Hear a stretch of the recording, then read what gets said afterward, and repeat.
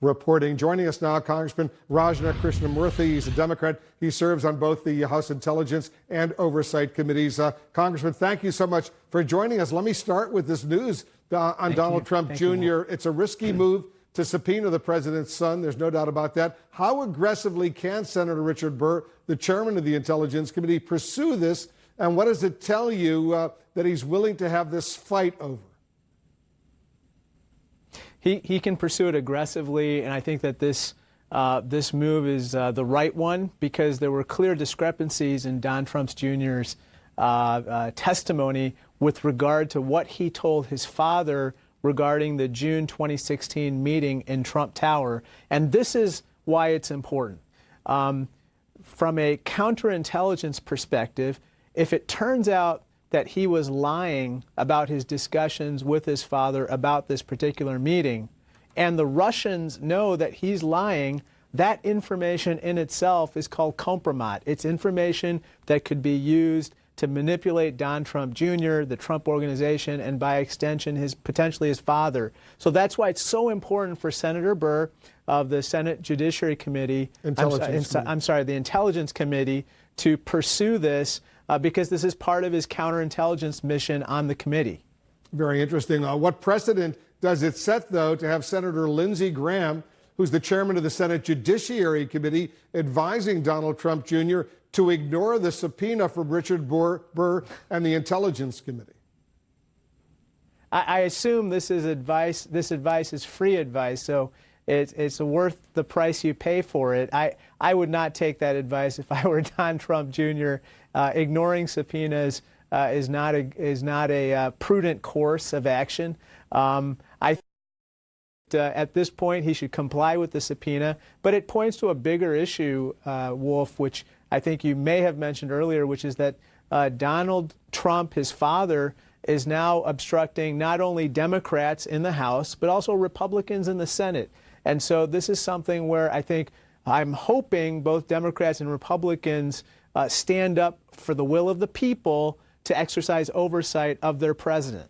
A judge will weigh in tomorrow on the subpoena from your committee, Congressman, the House Oversight Committee, for President Trump's accounting firm to hand over his financial records. The president has sued to block that subpoena. How do you interpret the judge's decision to fast-track this hearing? I thought Judge Mehta's decision to fast-track this hearing illustrates the importance of the subpoena, the underlying subpoena for the president's records.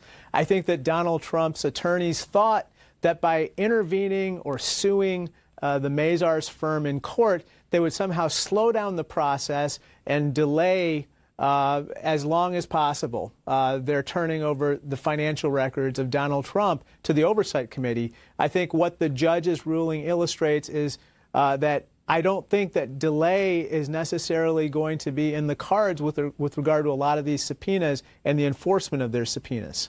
Over the weekend, the president really went after the current FBI director, Christopher Wray, and the former White House counsel, Don McGahn, on Twitter. If he's totally exonerated, as he often says, by the Mueller report, what do you think is behind these new attacks?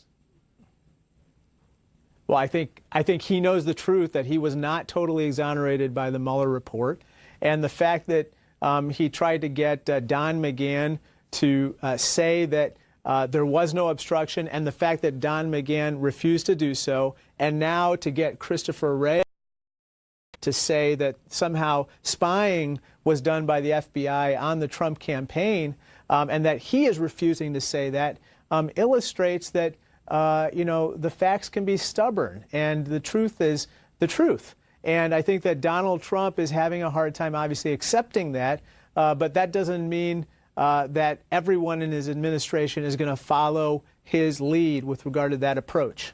The president is threatening more tariffs on China right now. How long can the president maintain his tough negotiating posture before the American people start to really feel the effects when they go shopping at Walmart or other stores and see price increases on a lot of products? It's a good question. I don't know, but this illustrates yet another problem that we have, which is that Mr. Trump is at war with everyone at this point. We have a trade war. We have we're inching toward war with Iran, which I think you mentioned earlier, and we don't have friends. That's the problem in these particular disputes. We have significant concerns with Chinese trade practices, just as we do with Iran. They are both bad actors in these respective spheres. However, we need allies and friends to help enforce multilateral agreements to make sure that the Chinese come to the table and do the right thing. Because we don't, we are paying the price. Our consumers are going to pay the price. Farmers in Illinois are going to pay the price, among others. And unfortunately, our allies are going to swoop in and get the business from the Chinese. Speaking of Iran, the president issued, some would say, not a very vague warning to Iran today, just after Secretary of State Mike Pompeo met with NATO allies in Europe, shared intelligence on the current threats the administration sees coming from Iran. You're a member of the House Intelligence Committee. Have you been briefed on that intelligence, the so-called threats that we're hearing about?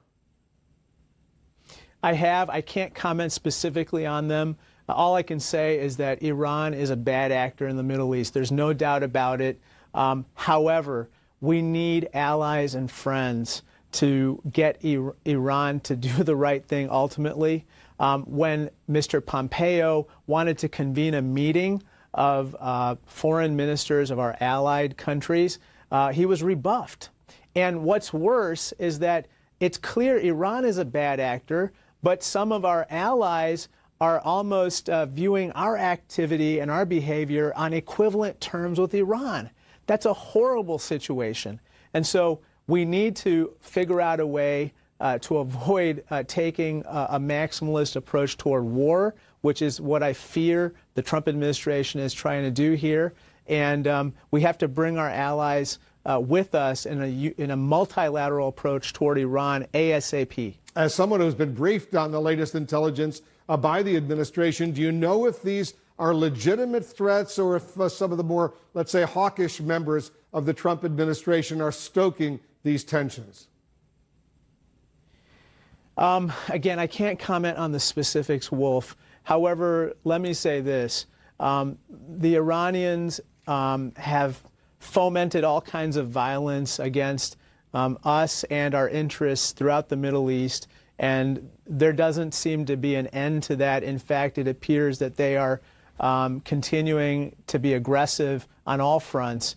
From our standpoint, however, we also need our allies and friends to be with us if we want to step up sanctions, if we want to increase pressure and make sure the Iranians at least adhere to their nuclear commitments, which they may, and to try to address the other issues that we're concerned about, whether it's ballistic missiles or whether it's increased bad activity in Syria and so forth. So I'm just saying that right now we need our friends and allies to be with us. They're not, and that's a problem.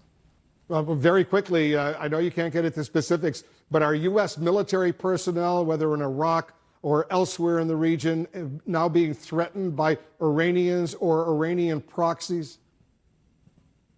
They've always been under threat.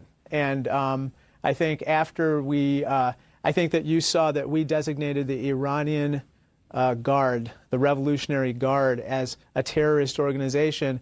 I think they came back and designated, I thought I saw in one published report, all of our troops in the Middle East as terrorists and belonging to a terrorist organization, which is a big problem in itself.